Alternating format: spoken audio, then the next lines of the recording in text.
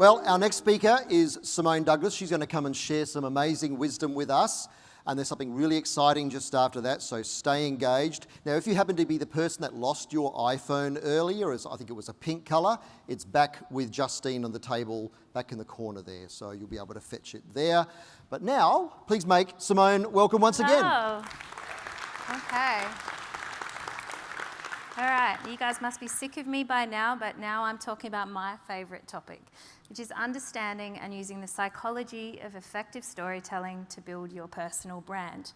Now, I do have to give you a trigger warning for this presentation, so if there are any returned servicemen and women here, I'm going to let you know there will be an auditory trigger point at some point during this presentation. You are all perfectly safe, okay? All right, so we live in an internet age, but we're still running on instinct. So I'm going to talk to you about a little bit about our brains. You know, they're fascinating, but we have all of these kind of primordial instincts that we drive, we run on, we make decisions on all the time. So let's talk about our brains and what happens to them when we tell stories. Neural coupling. It's not the sexiest term in the world, but a story activates parts in the brain that allow the listener to turn the story into their own ideas and experience. It's a really fancy way of saying that when I'm telling you a story, you're not just hearing it here and now. You're hearing it from when you were 6 years old and you saw something else red, or you saw someone wear some boots. You hear the story on an emotional level, on a historical level, and on a current level. And that's the power of storytelling. It's transformative and it has a direct impact on your brain. It also creates this thing called mirroring. So listeners will experience similar brain activity to each other as well as to the speaker that is telling the story. So when we get it right, we bring each other into our own experience. We take you on a journey, and in taking you on a journey, we get buy-in, we get connection, and we get relationship, which is very important. It also releases this thing that we were talking about earlier, dopamine. It's the storyteller's drug of choice. Legal, completely legal, so long as it's just happening in your brain. We haven't extracted it from someone else's brain. So the brain releases this dopamine into our system when it experiences an emotionally charged event. Okay, making it easy for us to remember the story, to recount the story, and to share it with other human beings, which is, again, really important. We have this cortex activity going on as well. So when processing facts, 2 areas of the brain are activated, but a well-told story can engage many additional areas. So we're activating different levels of our brain. That allows us to remember things in different ways, and again, to engage in different ways. So we're getting on the track of storytelling being kind of important to talk to the brain. Alas, we live in a goldfish age. For those of you who don't live and breathe digital marketing, what we say in digital marketing is you have 7 seconds. 7 seconds, and then I'm gone. If you haven't engaged me in that 7 seconds, you have lost me. So we're going to play a little game. We're going to see how you guys go with 7 seconds, yeah? The Goldfish Effect.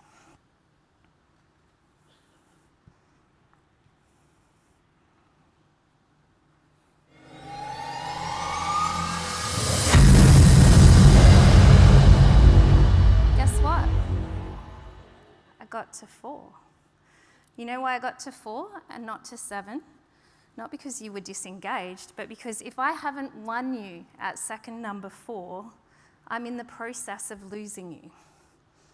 All right? You don't have 7 seconds to connect to somebody. You have 3. At second number 4, you have either won or you are in the process of losing. You just don't know that that's what's going on. All right? So think about that. So what makes a good brand story? Stories now have to be designed to invite consumers in and let them be both character and storyteller. Okay? You need to enable me to put myself in your shoes, in your business's shoes, in the experience of what I'm going to go through. The goal is to invite participation, not passive absorption, and to avoid outright rejection. Storytelling is always about connection. Storytelling is about understanding your audience, and it's very much about listening. So they're organic. The best brand stories take root organically and grow from the actions of people. They continue to evolve. They are not fixed. They are not solid. You only have to listen to your grandfather tell a story that they've been telling for years and years, or your grandmother, and there's always a little tweak. Every time they tell it slightly differently based on the audience that they have in front of them. So what's your narrative and what's your identity? So we've heard a lot of people talking about, what does this look like? So good marketing comes down to strategy, it comes down to authenticity. But what is your narrative and your identity? You need to start by knowing your 6-word story, and you need to own it. So for those of you that haven't heard me talk about 6-word stories before, the most famous 6-word story was one that is credited to Ernest Hemingway, and it is baby shoes for sale, never worn. It sums up an entire emotional reality in 6 words. If your business doesn't have a 6-word story that is the anchor that sums up the entire emotional reality of how your customers are going to feel when they deal with you as a business or an organisation, then you don't have an anchor. And if you don't have an anchor, it's very hard to get everything else right. You really need to know who you are and how you communicate. All right, so again, once we've worked out our 6-word story, and to give you some ideas, the 6-word story for the Duke of Brunswick Hotel is, the outside world doesn't matter here. That's our anchor for our team, for our stories, for our marketing. BNI Adelaide North's 6-word story is, every member is family to us. And I'll let you in on a little secret. Sometimes you don't always love your family, you don't always get along with them, but you always want the best for them, and you're always prepared to bend your will to help them be successful. And that's what that 6-word story means. Once you've figured that out, you actually need to know who you are. What language do you use? How do you communicate? As a business or as an organisation, it is not enough to give a staff member the keys to the car and say, off you go drive that. Just drive it the way I would drive it. It'll be fine, trust me, no one wants to drive a car the way I would drive it. However, what you want to make sure that you're doing is empowering them by giving them a personality that they can identify with, so that they understand the language that they need to use. It's very important. Storytellers have a tendency to use more repetition of the words, sounds, and gestures than an individual merely reading a story. So we heard Tom talk about the piece of paper analogy, okay, and understanding that that's empowering them so that I understand, it's giving them information. Storytellers involve the human beings around them. They choose different people to be characters in the story, and that is what a successful storyteller does in business. They don't make the story about them. Because if you're making the story about you, you're back at the 4 seconds and you lost me. Because I don't want to hear about you, I want to hear about how I can be part of what you are. So you need to start with what you want people to feel first, and then finish with what you want them to do. If you haven't put thought into what it is that you want me to feel, I'm not going to be emotionally connected to what it is you're trying to achieve, and I'm certainly not going to jump on board to do the things that you need me to do. So in leadership, in marketing, in all of those things, you need to start with the emotion first. Emotions are the primary drivers of all of our online and offline actions. So what happens is that we actually make decisions not based on logic. Anyone that tells you that they bought that $200 pair of boots based on logic is lying. But they will have logically justified that decision once they emotionally made it. All right, and that is what our brains do. Okay, emotional benefits make a business special because rational elements of a business do little to differentiate us from the competition. So if you haven't spent time talking to your teams, to the people around you, about how you make people feel when you work with them and what that looks like, then you're missing the point. Because in a post-pandemic world, it is the humanness of your business that will make you successful. And we've heard a lot of the different panels talk about that today. So really important. Once a story has sustained our attention long enough, we may begin emotionally resonating with the story's characters. Narratologists, say that 6 times fast, call this transportation. Okay, so we've heard the story and we've jumped in, boots and all, and we're off on a journey. So emotional stimulation is the foundation for empathy and is particularly powerful for social creatures like humans because it allows us to rapidly forecast if the people around us are angry or kind or dangerous or safe or friend or foe. So one of the most amazing things that you can do as networkers or as people in business is get really good at working out who is sizing up the room. When you walk into a room and you work out who doesn't look comfortable, safe, like they know what they're doing, like they belong, and you become really good at helping them to feel like they are all those things, comfortable and safe and belong, you will be the person that is memorable. You will be the person that they reach out to have coffee with 2 weeks later because you made them feel good. You made them feel important. You made them feel seen and heard. That is the magic, again, of a good storyteller, because storytellers collect stories as often as they tell stories. So we connect to humans more than things. So you need to tell your stories through your people. And to do that, you have to be prepared to get in front of the camera yourself, okay, and be the face of your business. So show of hands, how many people love themselves on video? Yeah, there's a couple. Thanks, Wendy. I'll come play with you anytime. All right, I'll give you a hot tip. I hate seeing myself on video. I hate the sound of my voice on radio. I really don't enjoy seeing myself on the news, but a lot of the Adelaide members will be used to seeing me regularly arguing on one point or another. But I will take my bank balance over my discomfort every day of the week. All right, so learn to get comfortable being the face of your business because nobody cares about it as much as you do. Nobody. It doesn't matter how good a leader I am, what a great boss I am, they're never going to care as much as I am. But if I can show them how much I care and if I can tell the story effectively, then this really magical thing happens. They care as much as they can. They care as much as they want to, and they become invested in the story and the success. When your people are invested in your business story and they understand it, they communicate it really well to your customers.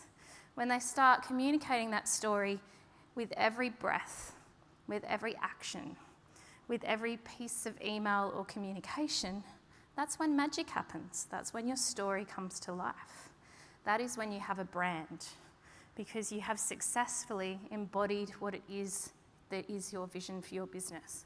You've embodied your 6-word story. You know who you are, who you're talking about, how you're communicating to those people. And not only that, you've role modeled that so well for your team that they have jumped on board, boots and all. This is what you're going for as a storyteller. Social identities are important for marketers as well, okay, because they guide people's behaviour at any given moment. So some behaviour will bolster and support the group, and equally important, some behaviour will betray the group. All right, so if we don't understand the social identities of our customers, then we can't connect because we don't understand what's important, okay? The transaction is not what's important. A transaction is a byproduct of getting things right, okay? And the burn and churn mentality of doing business is long dead. So we need to understand what is important to my ideal customer, to my future customers. You know, is it that I'm socially responsible? Is it, you know, if I use the Duke of Brunswick as an example, is it that our venue is veteran friendly and my staff are trained in post-traumatic stress disorder triggers, which is why you were given a trigger warning? Find out what's important to your customers. Subtle shifts in social context can dramatically change what group we identify with at any instant. So, some of you are BNI members and some of you are not. So I'm going to ask you to cast your mind back to a community organisation that you may have been a member of, or your own chapter, or maybe somebody else's chapter, because maybe it doesn't happen in your chapter, who knows. Think about the time when the people who had the loudest voices changed. So whether your leadership team changed over or your board changed over, think about a time when that perhaps didn't go so well. And you kind of sat back and went, you know what? I'm not so sure I want to put the effort in right now. I'm not so sure that I'm that interested in playing. Or maybe it got so bad that you went, this isn't fun anymore. I'm definitely not going to play. It doesn't take a lot to take someone from being highly invested at this point to, you know what, stuff it, I've got better things to do with my time over here. Because I'm going to take a guess. How many of you are busy? Show of hands. Okay, all right, so I'm going to challenge that thinking a little bit. Some of my members are used to this.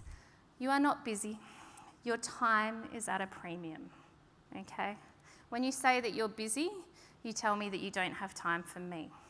If I'm having a conversation with you, you're also telling me you don't have time for my customers that I might refer you to, or the people that I might send to you that might be your ideal clients. But if your time is at a premium, I now have fear of missing out. Your time's at a premium, therefore it's important, therefore I want a piece of it. And when you are listening to me attentively and acknowledging me and giving me your time, I feel special. Can you see the difference? Yeah? So change your language. If social identity shapes decisions, then a company's marketing strategy should encourage customers to tune into an identity that inspires behaviours. And what I mean by this is people buy into the truth of who you are. But if you don't know what that truth is, you have no hope of getting any buy-in. More importantly, you can't pretend to be somebody else. It doesn't work. Have you ever met somebody that's been faking it so hard that they've got beads of sweat on their foreheads? You know, these are the things that you want to avoid. The first step is to shift from the traditional focus on an individual's attitudes, and this we're talking about customers and teams, to a focus on the individual's social self. Every person, in and of themselves, matters. Every person that asks for your time, in and of themselves, is worthy of that time. What happens is sometimes we get a little bit self-important. We think we're a bit more special than the other people, and that potentially something is a waste of our time. And guess what happens? When you engage with that person, they feel it. And so they don't want to play, and your story is broken. So think about it from that perspective. I have a really simple rule with my teams. I have 3 businesses. My time is at a premium. But the day that I say to any one of my teams, no, I don't want to take that meeting, it's going to be a waste of my time, I have given them permission to slap me. No Nerf gun, Tom, wherever you are, actually slap me, because I'm never going to be that important, all right? And neither is anybody else. So understand that that social self is what you're capturing when you really get it right. You need to show every side of your business. You need to head for the emotions, and you need to ask your community for help. It's a novel concept. So in BNI, we understand community. We have community. That's the beauty of BNI. But in business, we forget that that's actually community. When you get it right, you have customers and referral partners who are highly invested in your success because they have bought into the story of who you are. And when you get that right, they will lift you up regardless of how unstable the ground is. But to do that, you have to be prepared to tell your story. You have to be prepared to be vulnerable and honest. You have to be prepared to show them when it's a bit sucky. So if you think about it from a COVID perspective and with the pub, one of the things that we did really successfully is when we got shut down with like a day's notice, I still remember, 18 staff to stand down immediately. But when we got shut down, what I posted was, I don't know how I'm going to fix this. I don't know where we're going to be. But what I do know is that I will keep every member of my team. If you can help me in some way, let me know. That was it. we got lots of help, all right? Because I said, quite honestly, that I didn't have all the answers.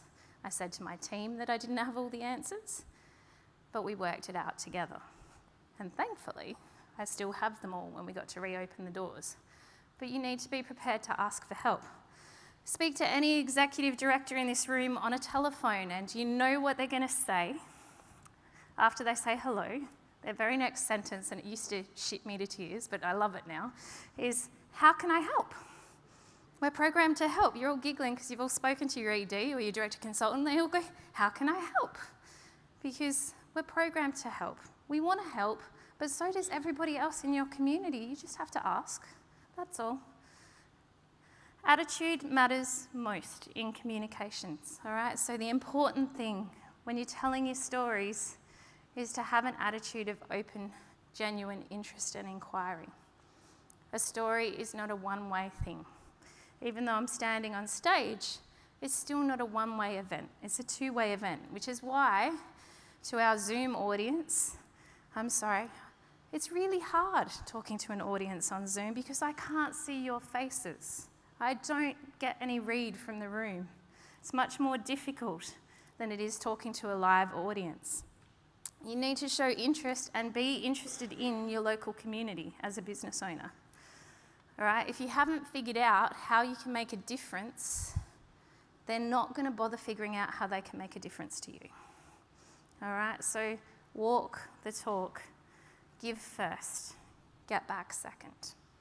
All right, so social responsibility is way more than just a buzzword, yeah? Okay, so you need to put some thought into it, how you engage with different interest groups, which changes you implement or make in your businesses. They will give you one hell of a story to tell. So I'm going to share a really simple little case study. I've kind of talked about it a little bit, but I'm very passionate about it. I was looking for office space for my social media marketing agency, and I found a pub by accident. It was really run down. It's 163 years old now, like it's really run down. It had a couple of, to coin the phrase, pretty atypical Australian bar flyers that sat in the front bar and had some gambling. It didn't really add any real value to anyone anywhere, and it definitely didn't have a story. Okay, its only story was, we've opened the doors, we'd like to take your money, hand it over. That's it. And so, as you can expect, it wasn't going particularly well, which is why it was up for grabs. So I came in and I found a story, but what I did was I actually built a story that I'd been trying to build for 26 years. Okay, so I used to work for a very large hotel chain. So I used to ask routinely, like I used to fix broken businesses, and I'd say to my estate manager, what I want to do is build a really community-orientated pub that makes a difference, that has no gambling, that's 100% gluten-free, that figures out how to make people feel like who they are in and of themselves is absolutely okay. And they're like, you're insane, that's not going to work, just open the doors, take their money, take your pay packet, go home. So I got out of that industry eventually. So what did I do when I got to this pub? I pulled out the pokies.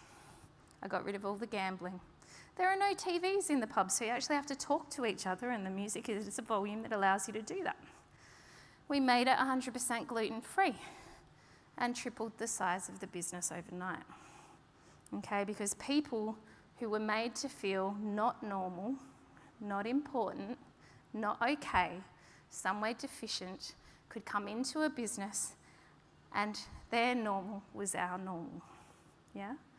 Then I went, this has been fun. Gluten-free is good. What else can I do? I know I've always wanted to learn Auslan. So you know what I'll do? I'll just train all of my guys, all of my front of house guys, how to sign. Eden, you have to stand up now. I didn't tell you this is coming. Come on. One of my staff is in the room. Everyone turn around. This is Eden. Eden, can you help us out and welcome us and maybe tell us how we can order a whiskey, because it is my favourite drink of choice.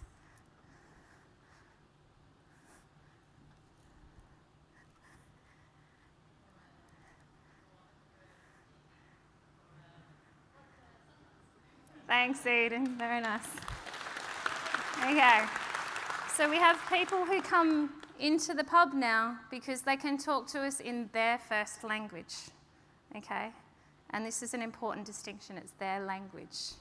How you tell your stories, how you craft your stories, and how you go about these things will have a direct impact. In your chapters, for the BNI members in the room, how you tell your stories, how you build your stories, how you weave yourself into other people's stories will have a direct impact on your life, not just your business. It's a journey, okay? We never stop evolving, changing, learning. All of these things are important, yeah? So we start with how can I help? Be interested and invested in each other and each other's success. Okay, the biggest mistake that people make when they go and join a networking group or they start in business is they think that it's all about getting sales. I can tell you right now, I would not have got where I have gotten in my life if that was my attitude. The sales come when you help enough people and connect enough people to each other for mutual benefit. Okay, the sales come when people decide that you're the person that can help them all the time. And that's a powerful place to be. In your chapters, what that means is that you need to spend the time trying to help your fellow members.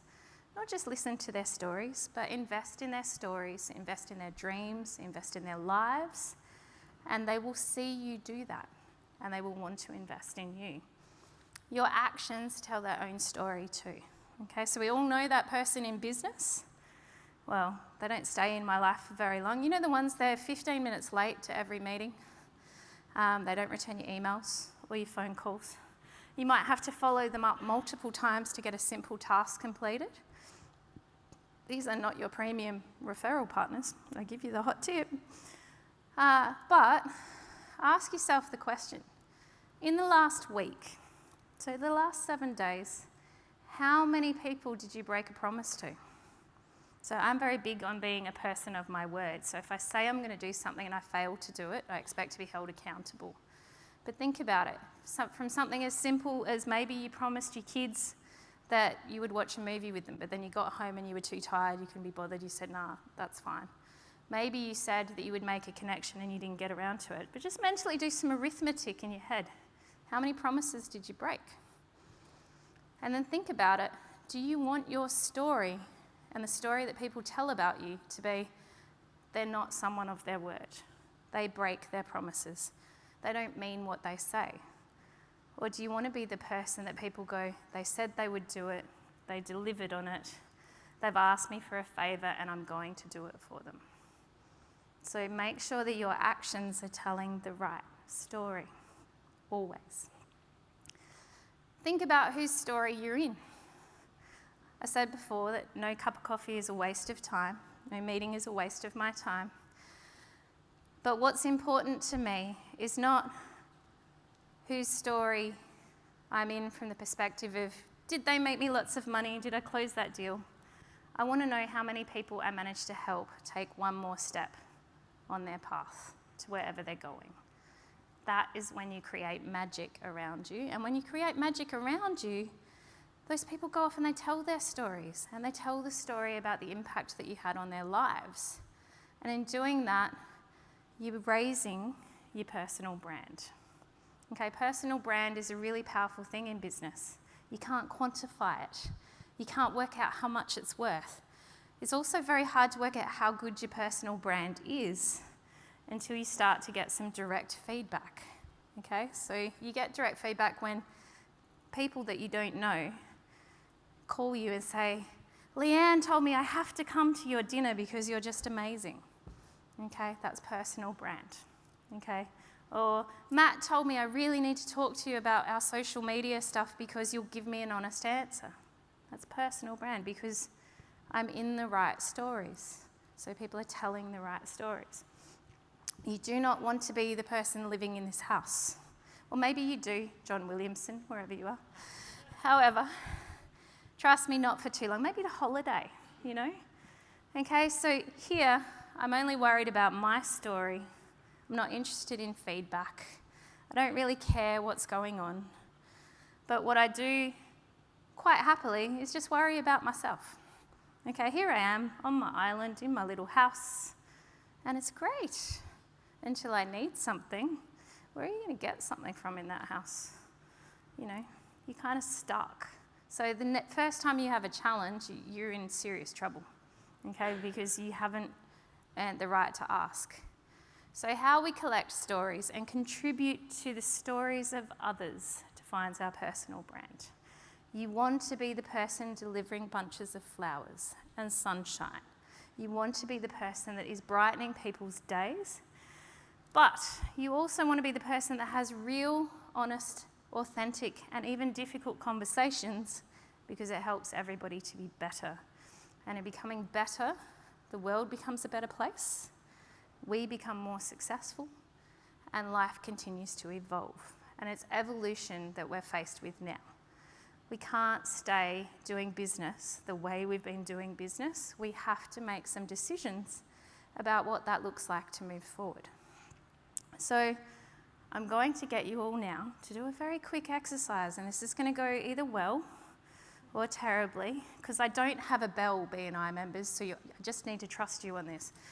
Okay, so I want you to turn to the person next to you, and I want you to share one story about someone that made a difference to you and why. You have 2 minutes to share that story, and then I'm going to tell you to swap. Okay?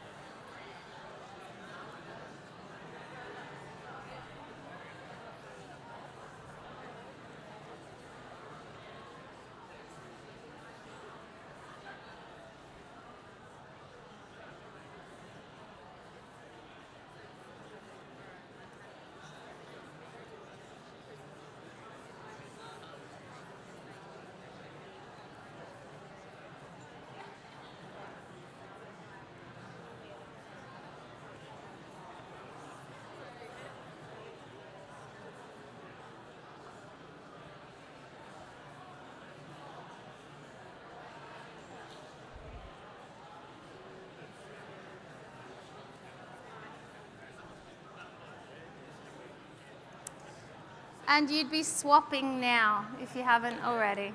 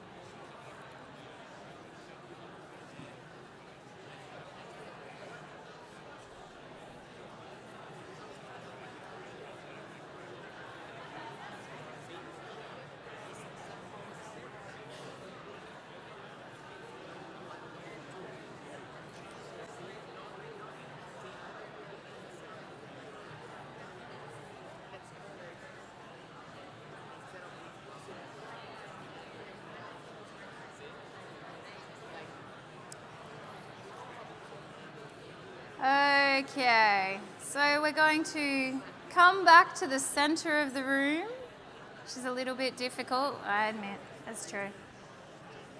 Now, just think for a minute about the experience that you just had. Did you hear how animated you were? How much the energy in the room lifted? You look how open your faces are now. You're all glowing up because you had a fond memory and a good story. And think about how often you create those stories for your customers. Think about whether you make them feel the way you guys feel now, and think about whether or not that's the difference that you're making each and every interaction, each and every word, and each and every deed. Storytelling, like Tom said, is like chess. Okay, you don't need to know all of the moves. You just need to know what you're trying to achieve, and in the end, hopefully you figure it out. And sometimes we don't. Sometimes we end up losing instead of winning in the game of chess. And when we tell stories, sometimes we get it wrong. But practice is what changes that, and awareness and emotional intelligence is what allows us to be successful in it. So, on that note, what I encourage you to do is get into the habit of taking stock each day. Have I kept my promises? Have I made someone feel seen and someone feel heard? And did I tell a good story that allowed me to become a part of somebody else's? Thanks very much.